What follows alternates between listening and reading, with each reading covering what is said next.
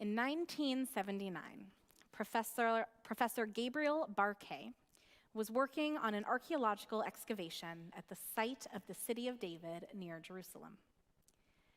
He was working on a shoestring budget, and teenage volunteers were helping to uncover the remains of a Byzantine church. As the story goes, one of the teens rapped with a hammer on a nook in the floor and accidentally uncovered a treasure trove of ancient artifacts. Among them was a tiny silver scroll, upon which was etched a blessing from this week's Torah portion, a blessing that transcends time and space. May God bless you and keep you. May God's face shine on you and be gracious to you.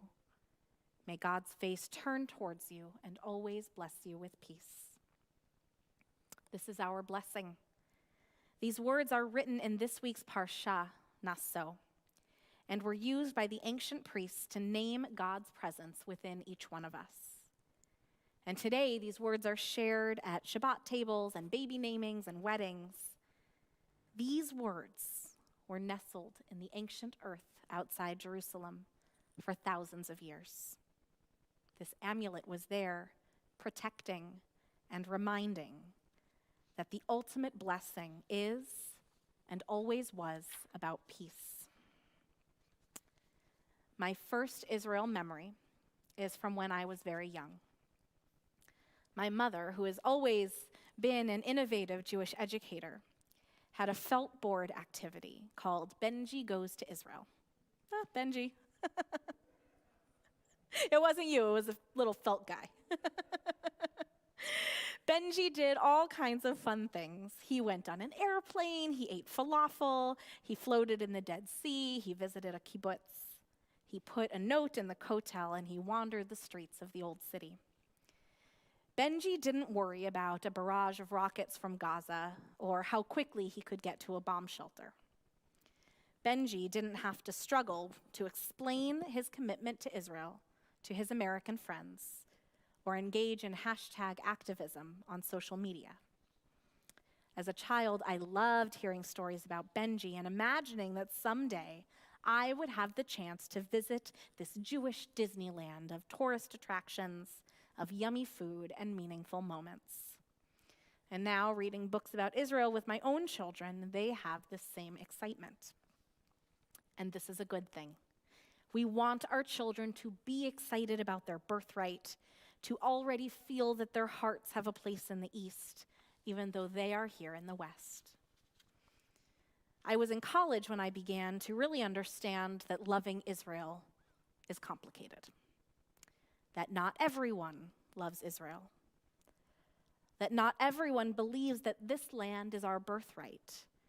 And as American Jews, we often find ourselves in a challenging position, even with our own friends and family, as we strive to support our home away from home.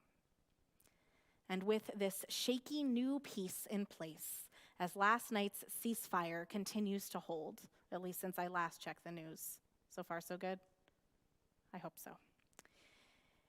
The time comes for us to examine our own response to the challenges we face as American Jews. It is time to examine how we express our love for Israel in the midst of self-righteous hashtags, unflattering PR, and perhaps even some uncomfortable truths. Back in the book of Genesis, in Parshat Vayishlach, Jacob is on the ground, entangled with an opponent. Their arms and legs and stories and souls are intertwined as they wrestle until daybreak. I will not let you go, Jacob cries.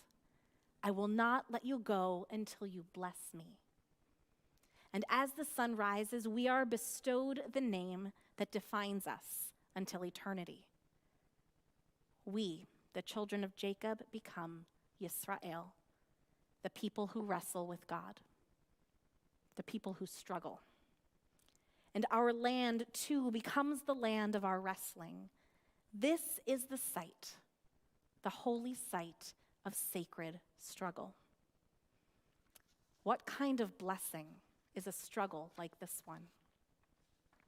Our teenagers struggle in their schools to speak up for Israel and against anti-Zionist finger-pointing.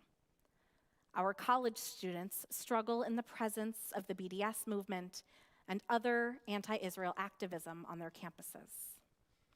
Each of us struggles as we read another report of an anti-Semitic, anti-Israel protester blasting Jews on Twitter or Reddit or in a viral meme. We struggle as celebrity banter minimizes or antagonizes our right to self-defense. We struggle as we open our news and read yet again about pro-Palestinian protesters assaulting Jews at a restaurant or on the streets or in our sacred spaces. We struggle as the dream, the hope, Hatikva bat shnot alpayim of 2,000 years is renamed as occupation or apartheid or genocide. And this is not the only way in which we struggle. And here is the hard part. Kol od balevav penima nefesh Yehudi homia. Within every Jewish heart beats a true Jewish soul. And when a Jewish heart sees the side of a building torn open by rockets or missiles or airstrikes, whether that building is in Gaza or Ashdod, a Jewish heart breaks. When a Jewish heart hears that children, any children, are sleepless or traumatized or afraid or dead, a Jewish heart shatters. When a Jewish heart prays for peace and peace feels unwanted or intangible or impossible, a Jewish heart weeps. Maintaining our compassion for other lives lost, for Palestinian homes destroyed, for innocence ended, when we too are targets of violence and terrorism and vitriol, this is a very real struggle. And it is a struggle that many of our teens and young adults are facing in real time. I have read Facebook posts from a number of my former campers and students about their struggle with Israel's actions in the last few weeks.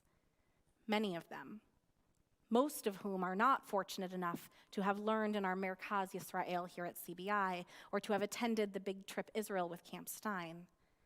They are questioning the Jewish education that they received. For most American Jewish kids, Israel education ends with a felt board Benji or a sunrise hike to Masada.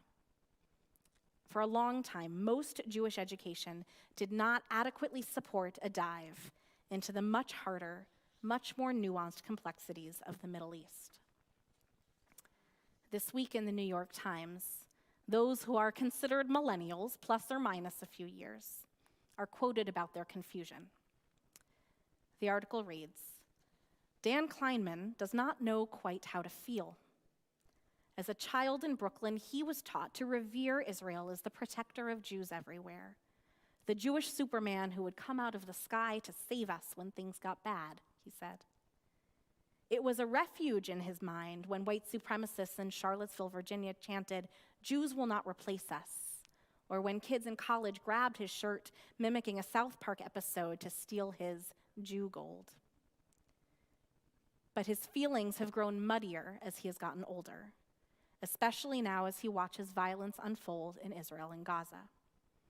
His moral compass tells him to help the Palestinians, but he cannot shake an ingrained paranoia every time he hears someone make anti-Israel statements. It's an identity crisis, Mr. Kleinman said. In many cases, like Kleinman's, our youth was taught to love, but not to question, to support, but not to wrestle. And they are left unequipped for the cognitive dissonance they experience when their Jewish hearts weep at the carnage, when their Jewish eyes see the numbers of lives lost, when their Jewish souls want to save other human beings from pain. Rabbi Kahn urged us last week to be patient with our kids as they come to terms with these truths. I echo his request and offer this. Their compassion means that we have done our jobs. Their breaking hearts mean that they see the Tselem Elohim, the image of God, in all human life. Their urge to end inequity when they see it means that we have taught them to be Rodfei Tzedek, pursuers of justice whose hands will heal the world. These are good Jewish souls that we have raised. These are good Jewish souls that we are still raising. And the next step is to remind them that even God cried when the Egyptians drowned in the sea. The next step is to share that being Yisrael was never meant to be easy. The next step is to walk beside them as they hold their love and their anger and their challenge and their compassion in one big, messy bundle of blessing. Let them dig through the dirt for it, getting their hands messy and their fingernails broken as they sort through the artifacts and the articles and the media and the memes. We need to let them struggle, for this too is their birthright.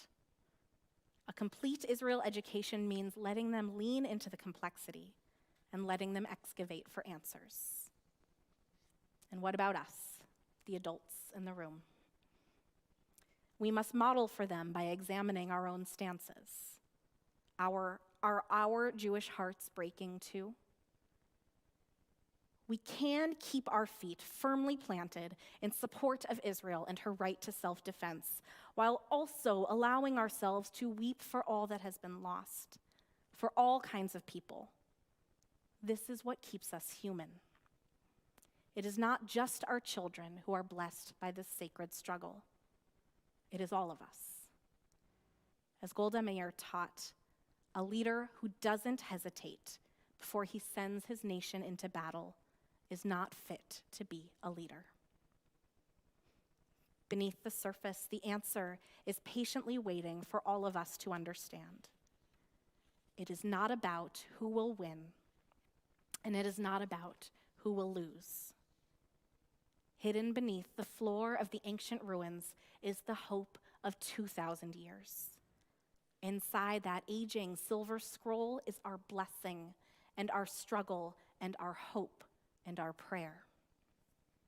We rest our hands on the heads of our children as they bear the weight of this blessing. We cradle them as their hearts turn and their brains process the truths and the untruths. They learn to speak out when celebrity idols get it wrong. They learn to call a friend who makes a problematic post, not to engage in social media controversy. They learn to read the articles, all of the articles, as they each strive to find their way through the messy reality of our shared history.